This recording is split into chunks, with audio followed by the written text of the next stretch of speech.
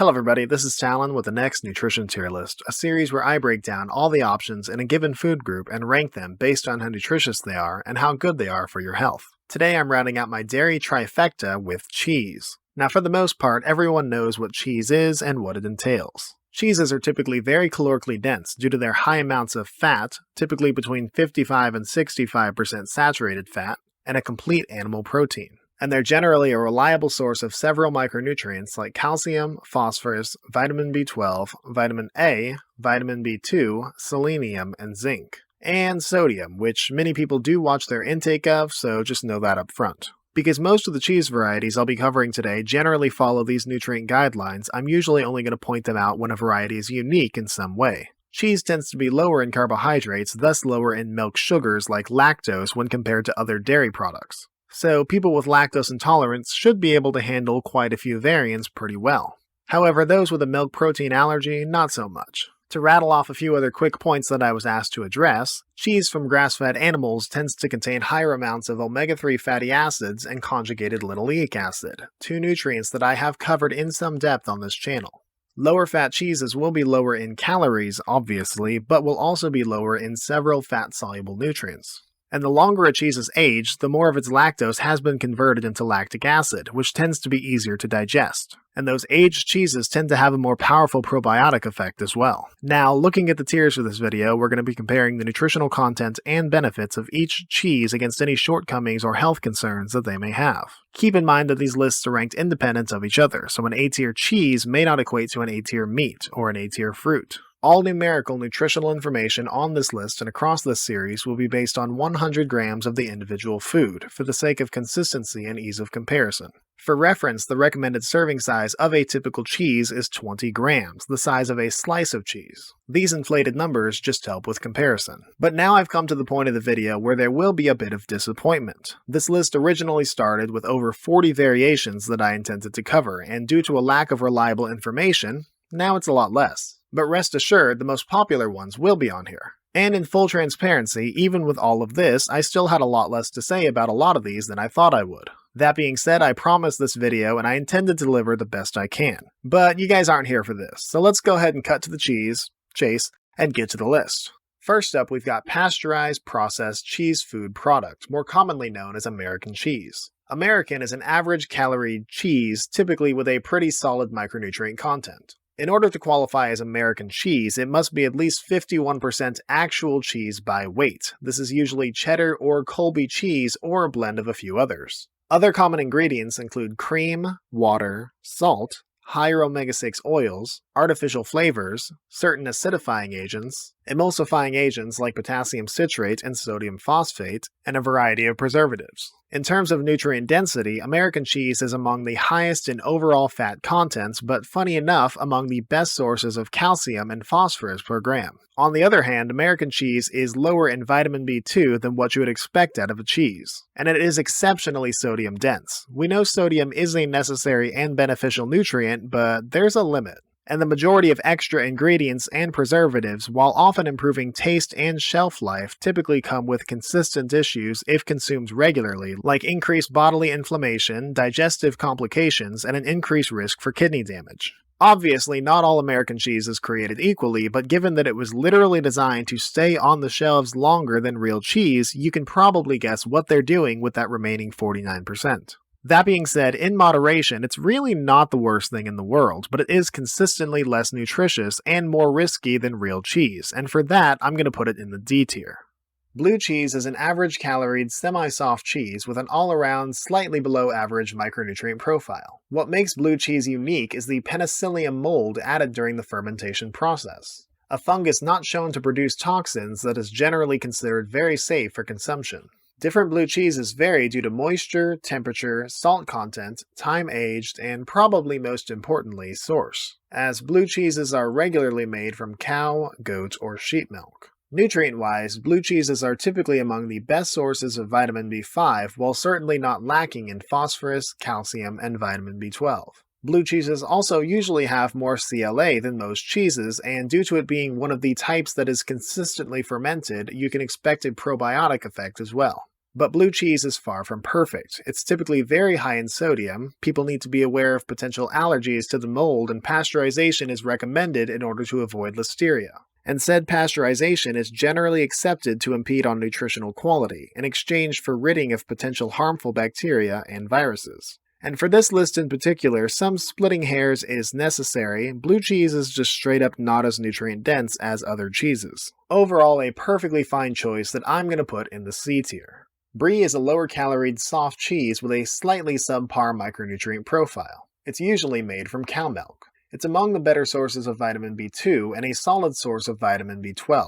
Brie is usually fermented, giving it probiotic benefits, and it's shown to have a higher CLA content than most cheeses. And soft cheeses like Brie tend to have more whey protein when compared to hard cheeses. Whey is usually higher in amino acids like leucine and is overall shown to benefit muscle growth. Now, due to being a soft cheese, pasteurization is recommended. And Brie is typically much lower in its calcium and phosphorus concentrations, two minerals you would normally expect of cheese. In the end, Brie is another good choice that I'm going to put in the C tier.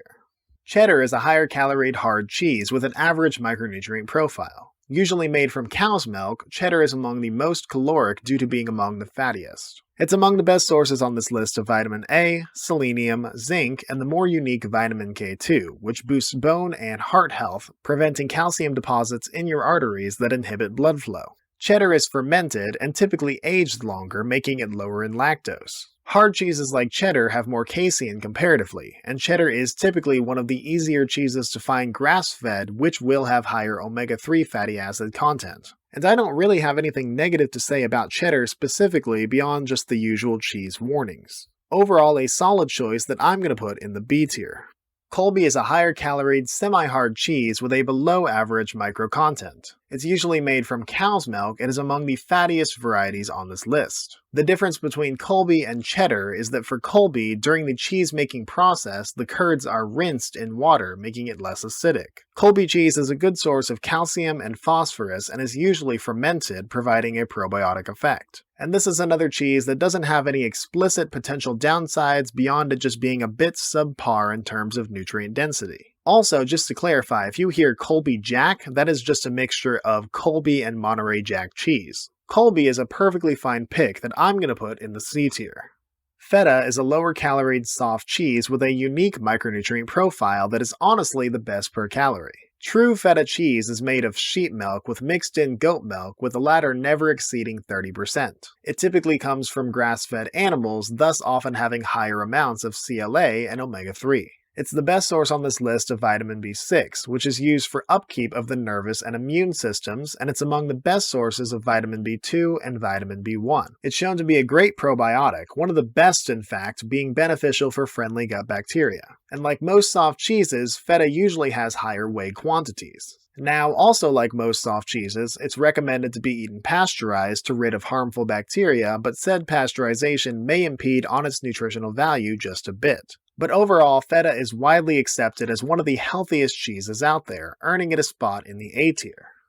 Gjetost, also known as Brunost, is a higher caloried cheese with a very unique micronutrient profile. It's mainly made of goat milk, sometimes mixed with cow milk. What makes it so different is that it's cooked until most of its lactose caramelizes, giving it a very unique flavor and macronutrient content, being easily the highest in carbs and sugar per gram on this list. The trade-off, though, is that it's the best source on this list of vitamin B2, which is needed for macro breakdown and supplying the body with energy, vitamin B5, which is also used for energy production as well as production of red blood cells and adrenal gland hormones, potassium, which helps to maintain normal cellular fluid levels, and vitamin B1, which also plays a role in carbohydrate to energy conversion as well as muscular contraction, and it's among the best sources of vitamin B12 and vitamin A. And while all of that sounds great, remember that it is coming with a ton of comparatively less useful calories in the form of sugar. And Gjetost is especially low in zinc, a mineral you would commonly expect in most cheeses. A prime example of how being unique doesn't necessarily make you super useful, I'm going to put Gjetost in the C tier. Semi-soft goat cheese, also known as chèvre, is an average-caloried cheese with another unique micronutrient profile. It typically contains less lactose than most cow cheese, and contains more A2 casein than cow cheese as opposed to A1.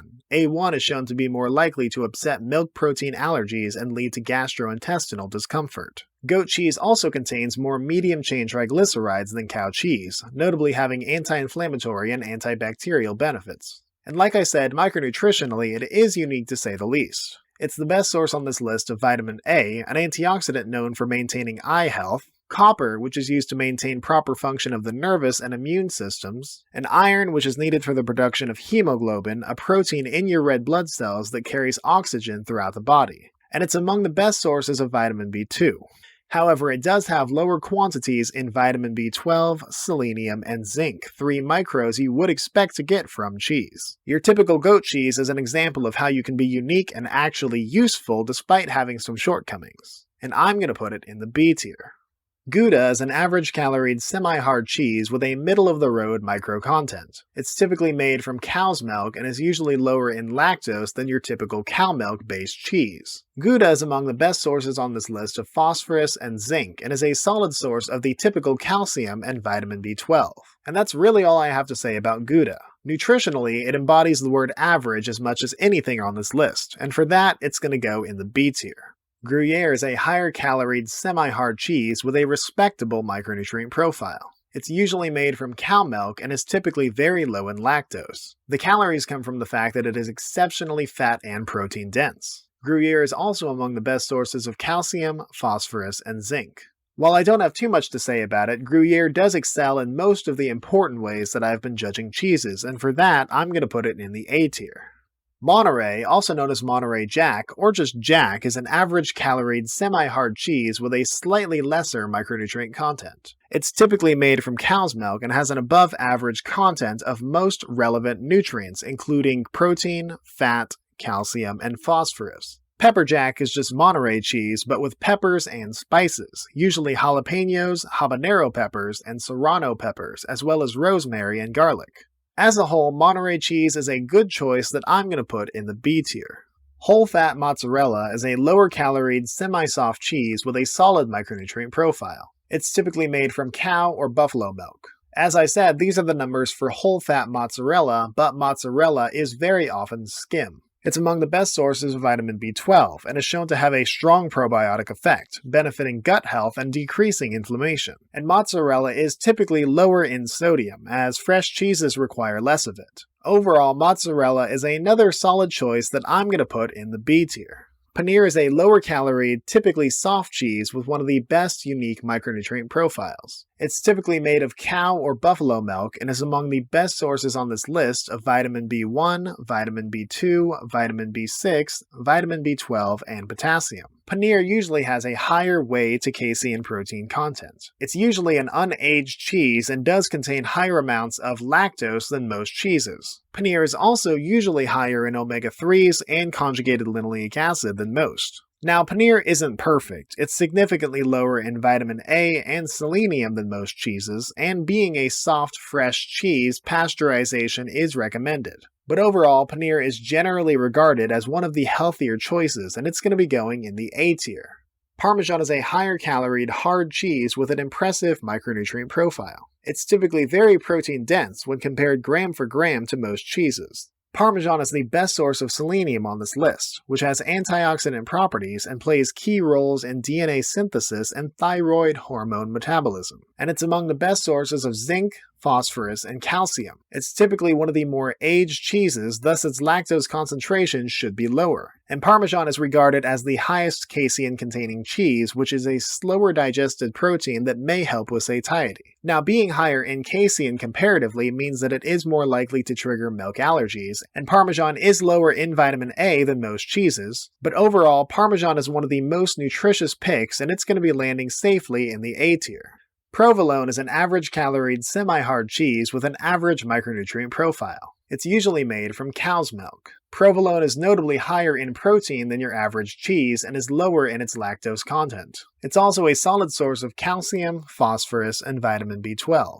However, provolone is much lower than you would expect in its vitamin A content. Overall, a pretty middle-of-the-road cheese that I'm going to put in the B tier.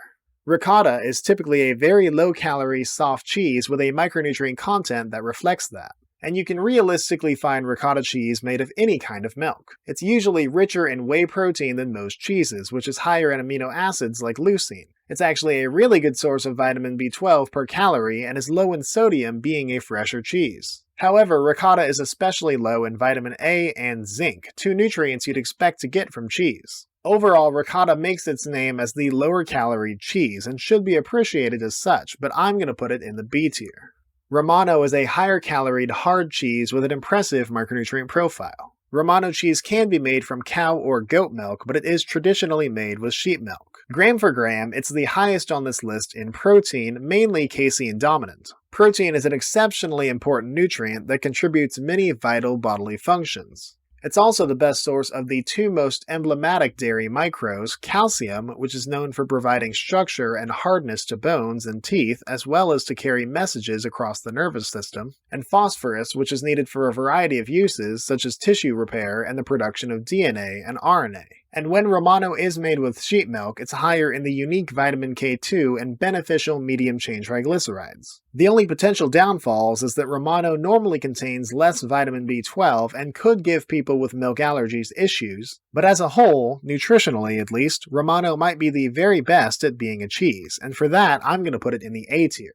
And last but not least, Swiss is a higher-caloried, semi-hard cheese with a straight-up great micronutrient profile. It's usually made from cow's milk, and the holes that Swiss cheese is famous for originates from air pockets of carbon dioxide given off by bacteria during the aging process. Swiss cheese is among the highest in protein and fat on this list, and is the best source by weight of vitamin B12, which is essential for blood and nerve cell health and the creation of DNA, and zinc, which is needed for cell growth, healing, and once again DNA creation. And it's among the best sources on this list in vitamin A, calcium, phosphorus, and selenium, and it contains more of that unique vitamin K2 I keep mentioning. It's usually lower in lactose, lower in sodium, and is shown to have a higher CLA content than most cheese variants. Overall, Swiss cheese is about as close to perfect as we're going to get today, and it's going to round out our list in the A tier. So yeah, nothing in the top tier this time, and I don't think it's really that hard to see why. Cheese is almost exclusively a treat, and an addition to a pre-existing meal that is simply used to amplify the flavor of the main food. With but few exceptions like American cheese, Gjetost, and arguably ricotta, you pretty much know what you're getting when you reach for cheese. So honestly, don't stress too much about these rankings and just use the right flavored cheese for the job. But if you want to take it a step further and manipulate certain variables like protein, micro, casein, or lactose content, there's actually plenty of room to do so. If not, just enjoy cheese for what it is. Now, if you enjoyed the video, or at the very least learned a little something, I encourage you to subscribe because I have plenty more, in my opinion, more useful videos on the way. Go ahead and let me know down in the comments what food group you think I should rank next. And remember that all I ask is that you do your own research and advocate for your body. You only get the one.